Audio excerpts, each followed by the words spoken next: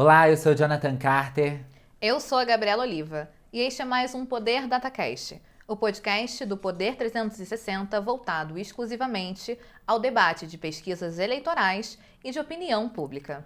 O programa está sendo gravado no estúdio do Poder 360 em Brasília em 23 de março de 2022. Obrigada a você que nos acompanha em mais um episódio do Poder DataCast.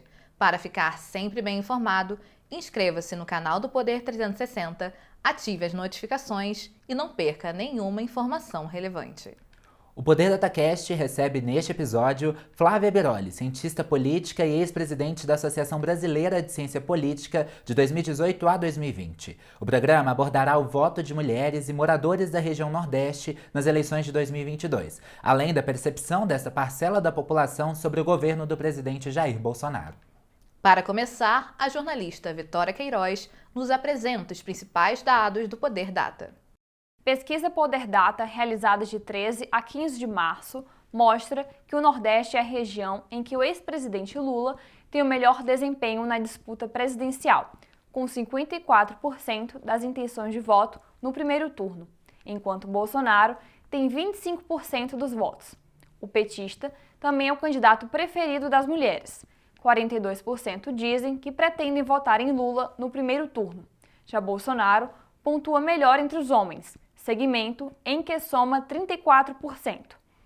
Na simulação de primeiro turno entre a população geral, Lula tem 40% contra 30% do atual presidente. No segundo turno, Lula derrotaria o atual presidente em 3 das 5 regiões brasileiras, Sudeste, Norte e Nordeste. O Poder Data também cruzou os dados com a intenção de voto por gênero. Lula tem 54% dos votos femininos, enquanto Bolsonaro soma 30%. Ambos estão empatados dentro da margem de erro entre os homens. As mulheres também são as que mais consideram o trabalho do presidente como ruim ou péssimo, são quase 60%. Bolsonaro também tem um pior índice de avaliação entre os moradores da região Nordeste. Na avaliação geral, o chefe do executivo é considerado ruim ou péssimo para mais da metade da população. O levantamento ouviu 3.000 pessoas em 265 municípios nas 27 unidades da federação. A margem de erro é de 2 pontos percentuais para mais ou para menos. O intervalo de confiança é de 95%. O registro da pesquisa no TSE é BR-00835/2022. Flávia Beroli é professora de Ciência Política na Universidade de Brasília. Integrou a equipe de especialistas responsável por elaborar os relatórios da Comissão sobre a Situação das Mulheres da ONU em 2019 e 2020. É autora de diversos livros, entre eles Gênero e Desigualdades, Limites da Democracia no Brasil e Gênero, Neoconservadorismo e Democracia. Flávia, obrigado por ter aceitado o nosso convite e seja bem-vinda ao Poder DataCast. Eu é que agradeço, um prazer conversar com vocês. Neste primeiro bloco, a cientista política Flávia Beroli falará sobre a aprovação e avaliação do trabalho de Jair Bolsonaro e o que os números representam para as eleições de 2022. Flávia, no mês da mulher, a avaliação do governo Bolsonaro voltou a piorar. Há 15 dias, eram 53% os que não aprovavam a gestão.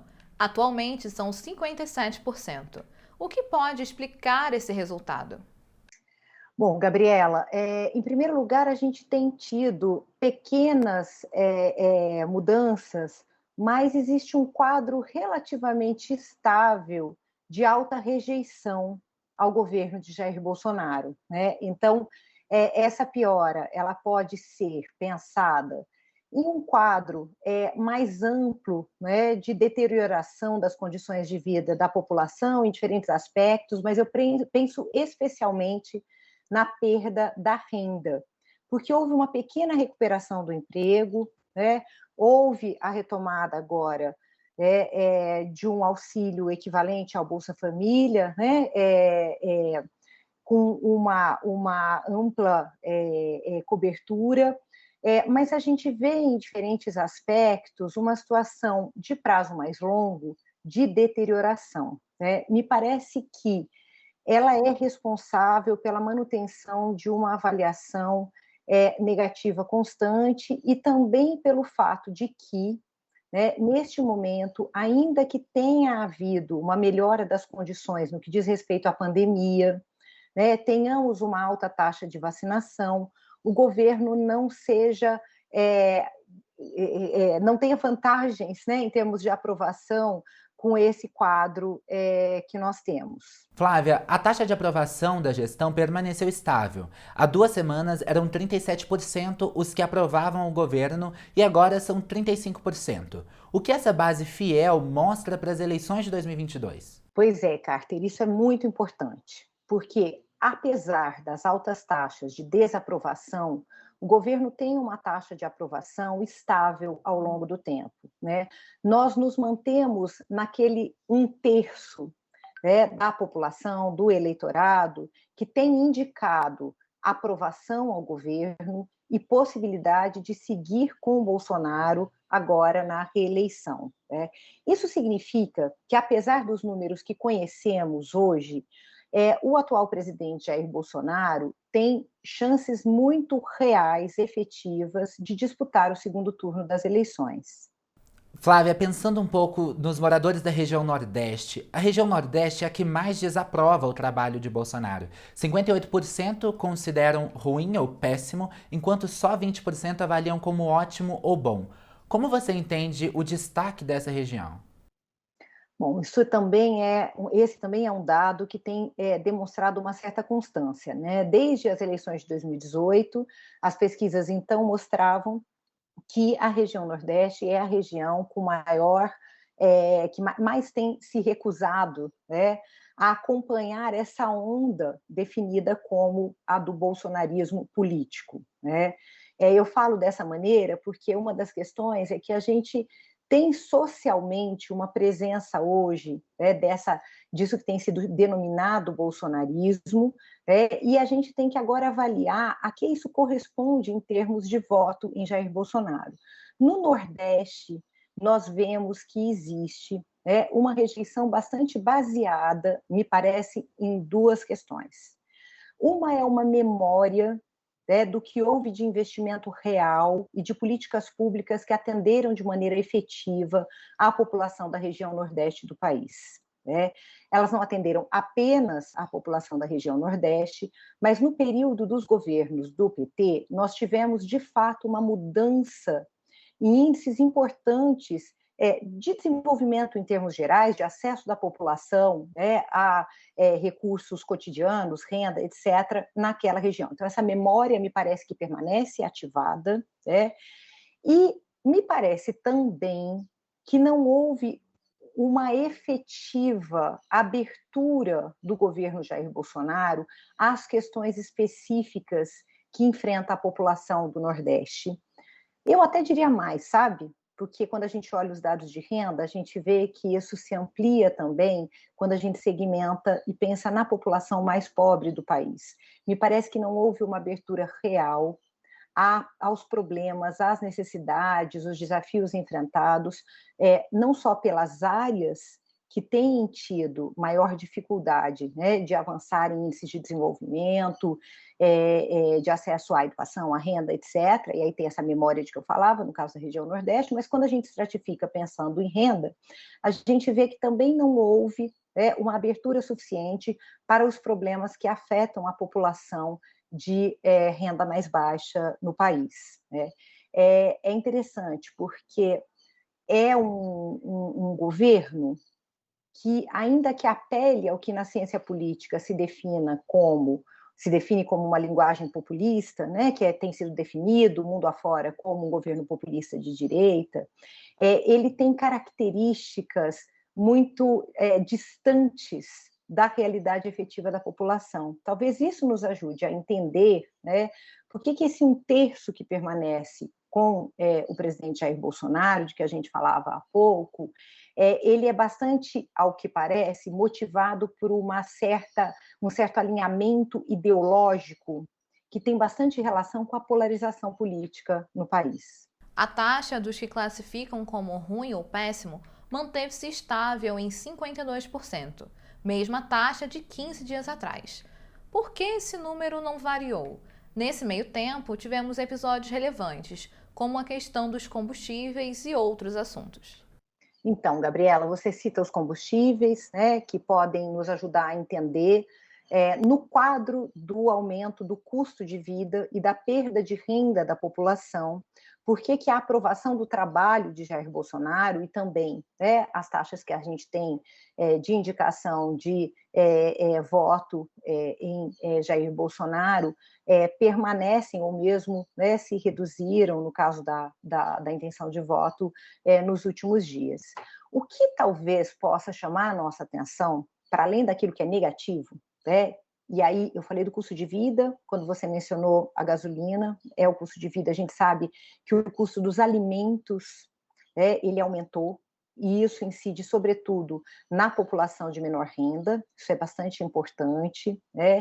E a gente sabe também que a pequena recuperação do emprego, ela não significou recuperação da renda e que a recuperação, ela tem se dado de maneira que significa um acesso a trabalho mais precarizado, com menores rendimentos. Então, esse é o ponto para a gente entender o que incide negativamente. Mas talvez a gente possa se perguntar por que é que o presidente Jair Bolsonaro não está tendo ganhos com uma situação de melhora da pandemia, com um contexto, afinal, em que nós agora, ao que parece, superamos o pico da Ômicron e caminhamos em direção a um momento de um pouco maior, mais de tranquilidade para a população, né? E aí, esse é um ponto junto com o auxílio, né? Por que o auxílio não teve, ao que parece, efeito? Essa é uma questão também. Talvez o presidente Jair Bolsonaro, nas suas atitudes sistemáticas de um certo desprezo e desresponsabilização em relação à pandemia, tenha afastado dele os ganhos que poderiam vir com a vacinação e com a melhora da situação da pandemia. Por outro lado, me parece que o auxílio não tem sido suficiente para contrabalançar a piora da vida das pessoas. O aumento do custo de vida, de que a gente falava, e também a precarização do trabalho, que é uma questão central para a gente ter em mente quando a gente pensa nesse período que estamos vivendo. Flávia, no levantamento realizado entre 28 de fevereiro e 1º de março, o Poder Data identificou uma leve melhora na imagem do presidente. Agora esse cenário parece estar mudando. A diferença da avaliação desfavorável e favorável está em 25 pontos, frente a 22 pontos que estava no levantamento realizado entre fevereiro e março. Como a senhora analisa essa diferença? Bom, me parece que, em primeiro lugar, como eu mencionava, eu vou repetir, Jair Bolsonaro não está colhendo os frutos nem do auxílio, nem da melhora no cenário da pandemia. Isso é muito importante, porque para um governo que tem a rejeição que tem, esse deslocamento do contexto mesmo, da pandemia e a aposta claramente feita no auxílio, seriam, digamos assim, a possibilidade de se assumir um caminho aí em direção a uma recuperação da popularidade. Isso não acontece. Por que a piora? Me parece que existe uma espécie de vácuo mesmo, de atuação governamental que seja identificada pela população positivamente.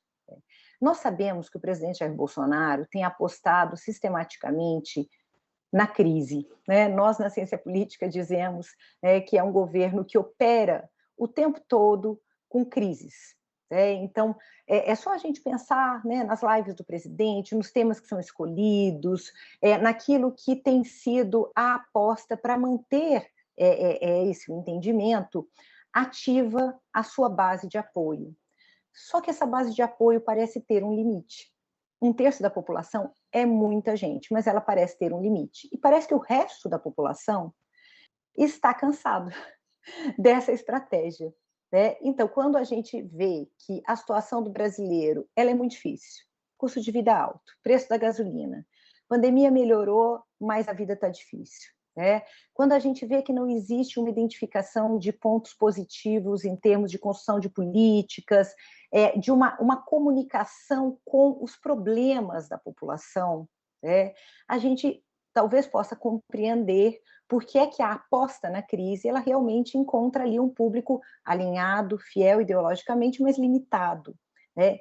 Eu diria o seguinte: pode ser que tenhamos, né, é, um segmento que se amplia da população, que considera que o modo como o governo se apresenta, os temas em que aposta, os problemas que traz a público e que caracterizam o que seria a atuação de Jair Bolsonaro e do seu governo são insuficientes diante dos desafios que se colocam para a população no seu cotidiano.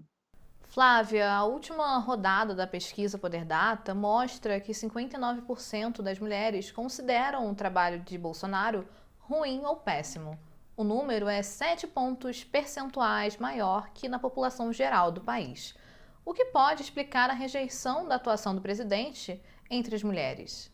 Gabriela, essa pergunta é importante, porque, olha, para além desse dado específico que nós temos neste momento, que vocês mostram na última pesquisa, a gente vê já desde 2018 uma clivagem de sexo na intenção de voto nas eleições, que tem uma característica que a gente desconhecia em eleições anteriores. Não havia uma constância que a gente pudesse perceber por sexo na rejeição a uma candidatura e na adesão a outra, do modo como a gente tem visto desde que Jair Bolsonaro se apresentou como um candidato competitivo em 2018. E agora, em 22, isso se repete, né? E não se repete como você apenas, como você dizia, parece que se acentua, né? Por que as mulheres rejeitam? Bom, primeiro ponto que eu traria, crises recaem, isso a gente reconhece internacionalmente, embora existam contextos específicos, crises recaem de maneira mais pesada sobre as mulheres.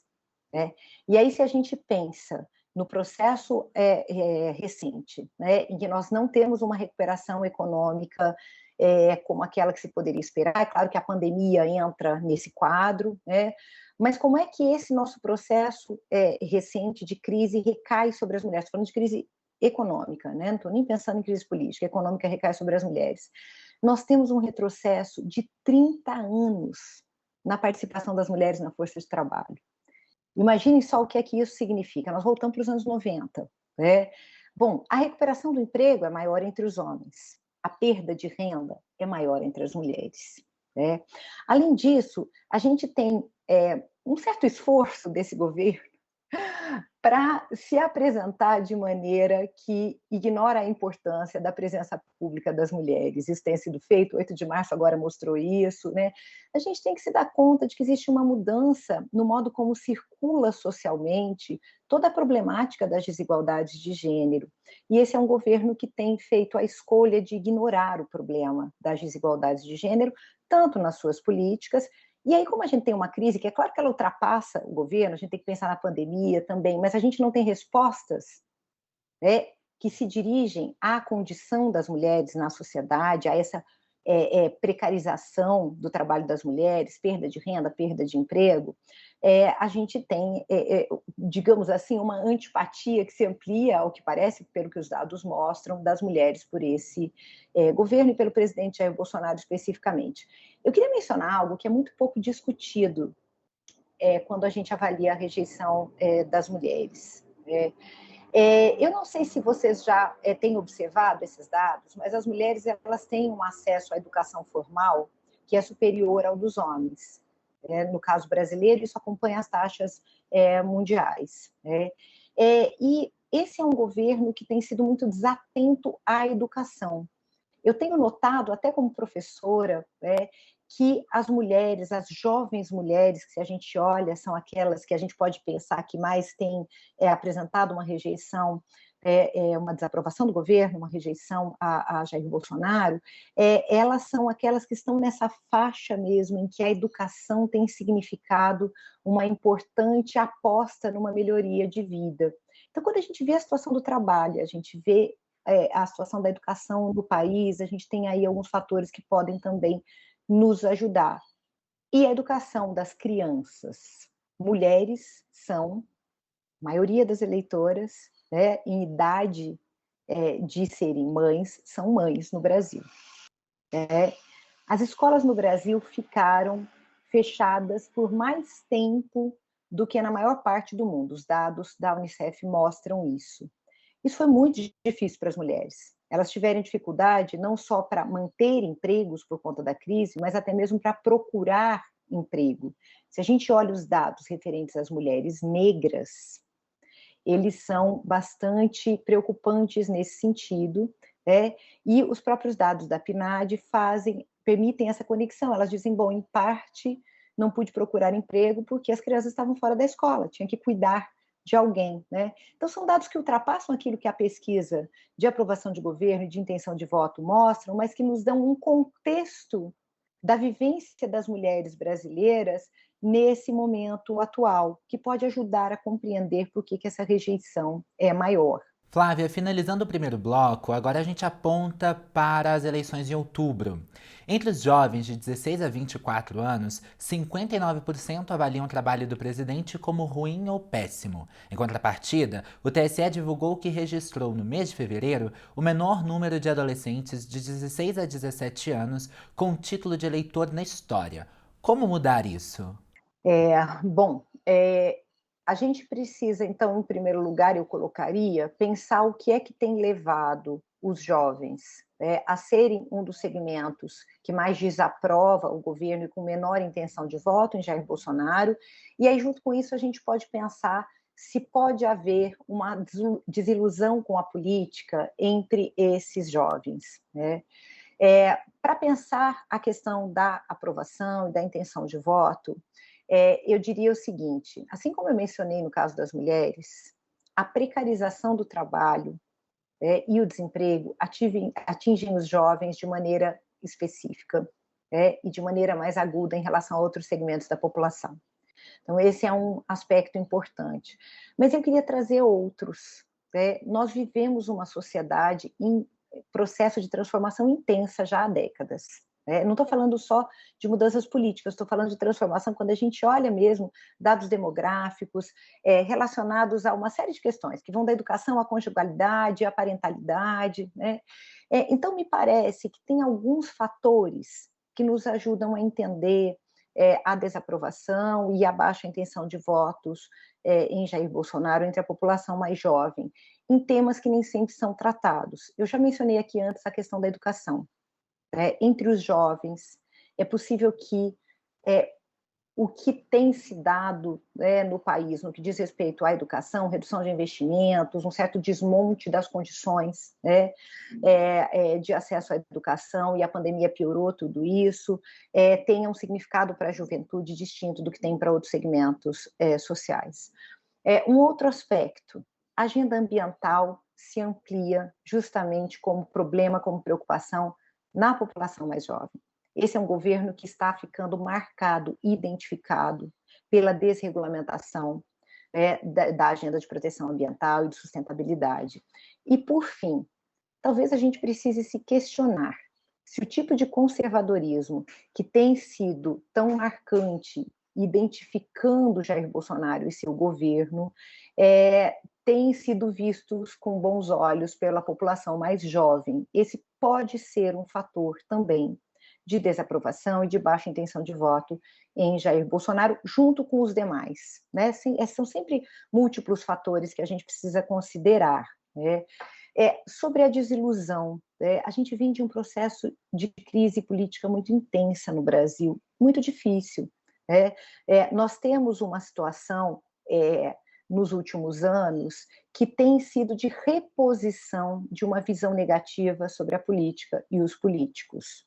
E me parece que houve uma certa mobilização que vem à direita no espectro político-ideológico, que contou com os jovens também. Ali, desde 2013, a gente fala desse ciclo, até 2018, a gente pode identificar essa mobilização. Mas é possível que essa mobilização não tenha sido suficiente para trazer à população jovem uma visão de que atuar politicamente é importante na construção de um futuro comum, que a gente esteja permanecendo em um registro negativo da política e dos políticos.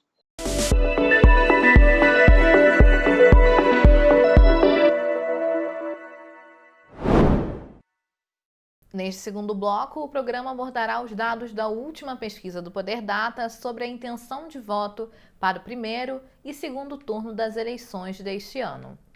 Flávia, em um cenário de Lula e Bolsonaro, em um eventual segundo turno, considerando a intenção de voto entre os homens, os dois candidatos aparecem empatados. Considerando a margem de erro, Lula marca 37% e Bolsonaro 34%. Entre as mulheres, há uma diferença. O candidato petista atinge 42% contra só 26% do atual presidente. Que fatores podem explicar esses resultados? Bom, de novo, a gente tem que observar o que acontece com as mulheres brasileiras nesse contexto que estamos vivendo, né? Eu, brincando um pouco com isso, as mulheres têm mais razões de insatisfação que os homens nesse processo todo que a gente vive, de crise, de pandemia, de aumento do custo de vida, né? Então, eu tinha já mencionado a questão do trabalho, ela é central, gente, né? Esse retrocesso na participação das mulheres na força de trabalho remunerada incide de maneira muito negativa sobre as suas vidas. Nós estamos falando de um país em que quase 40% dos lares são chefiados por mulheres. Então, o que acontece quando as mulheres perdem renda? Quando elas perdem emprego em taxas mais elevadas do que os homens, e ao recuperam com mais lentidão, e com média de renda menor. E aí eu queria colocar um outro ponto, que é a questão das garantias no trabalho. Nós temos, nos anos recentes, um aumento do que nós chamamos de precarização do trabalho, que significa uma redução das garantias.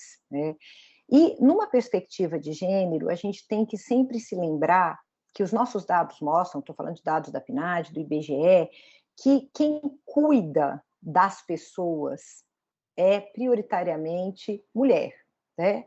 As mulheres, elas dedicam mais do que o dobro do tempo semanal do que os homens ao cuidado, né?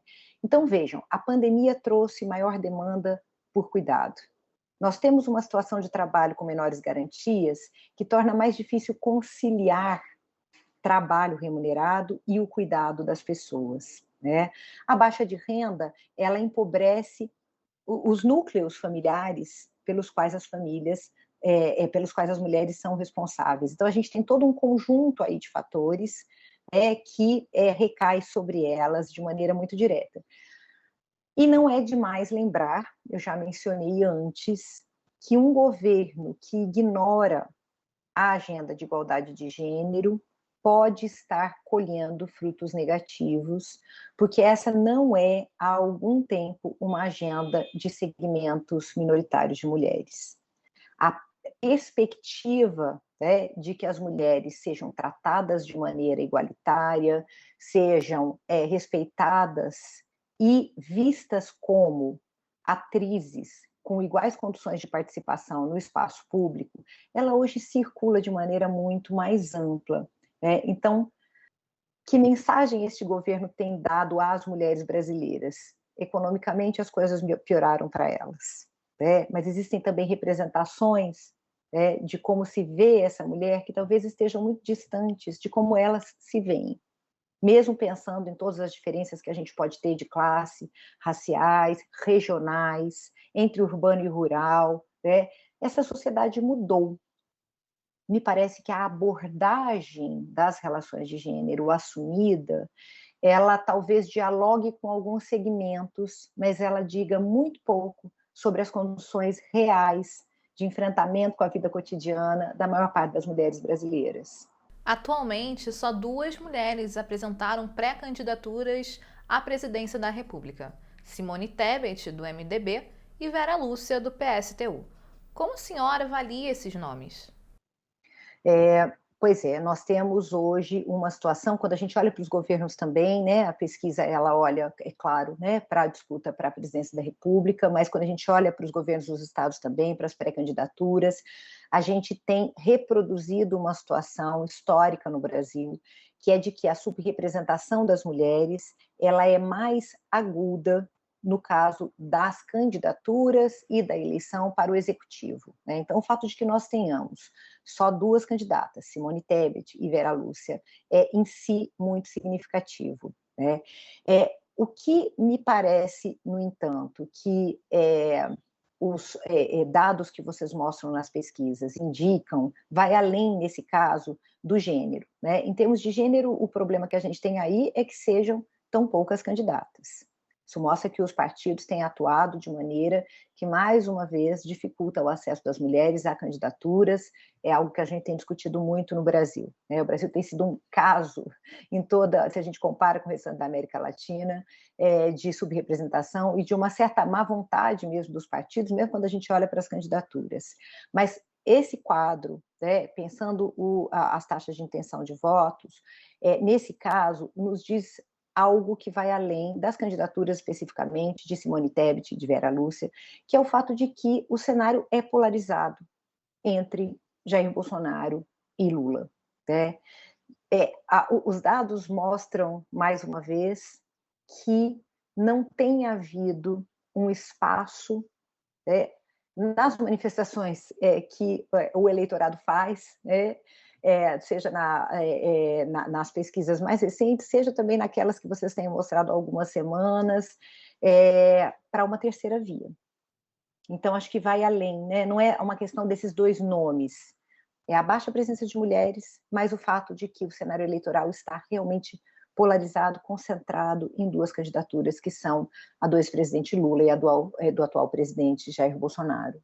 Em 2018, o Brasil e o mundo foram palcos das movimentações chamadas de Ele Não, contra a pré-candidatura de Jair Bolsonaro à presidência da República. Movimentos como este podem se repetir neste ano? Me parece que sim, que a gente pode voltar a ter uma maior presença das mulheres nas ruas, né, no momento em que a pandemia abre maiores possibilidades para isso. As mulheres têm sido protagonistas de movimentos importantes de oposição a candidaturas de extrema-direita em toda a América Latina. E têm também sido protagonistas de movimentos por mudança política. Se a gente olha ao redor, nos nossos países vizinhos, a gente tem uma série de exemplos, né? E isso se dá por duas razões, né? Uma tem a ver com o fato de que as mulheres têm identificado uma movimentação política que acentua a oposição aos seus direitos, né, e a toda a agenda de igualdade de gênero, e o outro é que as mulheres têm uma forte participação de base. Quando essa participação não encontra correspondência ou encontra a violência política nos espaços institucionais, partidários, né, essa organização por fazer valer as suas vozes, ela se amplia por outros canais, de outras maneiras, e ela tem se tornado cada vez mais capilar no Brasil. A gente viu com Ele Não, a gente viu com protestos anteriores, as mulheres presentes nas ruas de um número grande de cidades, em todas as capitais do país. Isso é muito significativo, historicamente, quando a gente avalia a manifestação coletiva feminista e de mulheres no país. Flávia, ainda falando sobre 2018, mas voltando a falar sobre as regiões. Em 2018, Bolsonaro venceu Fernando Haddad em todas as regiões no segundo turno, com exceção da região Nordeste. Hoje, no entanto, o presidente vence o PT apenas no Sul e no Centro-Oeste. Quais fatores podem explicar a perda de votos de Bolsonaro no Norte e no Sudeste do país? Esse também é um dado que me chamou a atenção. É muito interessante observar, porque a gente tem essa regionalização do voto como um elemento importante em 2018, né? E havia uma certa expectativa de como isso ia se dar em 2022, sobretudo agora considerando a candidatura de Luiz Inácio, né, do presidente Lula, Luiz Inácio Lula da Silva. Então, o que me parece que está indicado, né? De um lado, a gente tem a manutenção da região Nordeste como uma região em que a adesão à candidatura de Lula é maior, né? É uma região em que a adesão à candidatura de Fernando Haddad já foi maior em 2018. De outro, a gente tem essa mudança no caso do Norte e do Centro-Oeste, que a pesquisa aponta, né? Me parece que aí a gente tem a indicação de um eleitorado, né, que se decepcionou com o governo de Jair Bolsonaro. É possível que a pandemia seja um fator, mas eu, de novo, traria a questão do custo de vida e do trabalho como fatores relevantes, né? E o fato de que é um governo que tem tido muita dificuldade de apresentar o que é que fez pela população, né? De apresentar uma agenda positiva. Essa gestão, que é permanentemente uma aposta em crises, em polêmicas, eu disse isso antes, né? Ela parece não satisfazer uma parte do eleitorado que votou em Bolsonaro em 2018. Chega ao fim mais uma edição do Poder DataCast. Obrigada, Flávia Biroli, cientista política e professora da Universidade de Brasília, pela presença. Eu é que agradeço, foi um prazer dialogar com vocês. O conteúdo do Poder Data não acaba aqui. Acompanhe reportagens sobre os levantamentos a cada 15 dias no jornal digital Poder 360. Não se esqueça de se inscrever no canal e ativar as notificações. Obrigado a você que nos escutou e acompanhou até aqui. Até a próxima!